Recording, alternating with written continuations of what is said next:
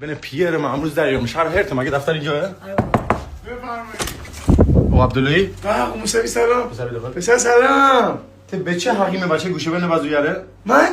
ته خاله گو بخری بیجا کردی به بچه گوشه بنه وزوی. پسر من زیگوش تو زدم. شهر هرت مگه شما آموز پرورش دیدن چیکار کنید؟ ته دون دل نگی کم به. موسوی آروم باش. ته به چه حقیمه بچه گوشه بنه؟ ته خاله دو کردی بیجا کردی. موسوی اگه با من مشکل داری بنویس بذار تو صندوق انتقادات و پیشنهادات. مدی چش رو نظر فرش مدی که منو صندوق پیشنهادات؟ الان شما رعایت نکنی این بچه رعایت نمیکنه.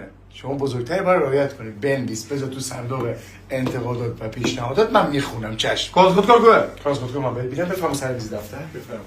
او عبداللهی چون انتقادات و پیشنهادات نوشتم چیکار کنم؟ بنو تو صندوق. فقط قبلش یه دور برنامه بخون ببینم چی نوشته اصلا.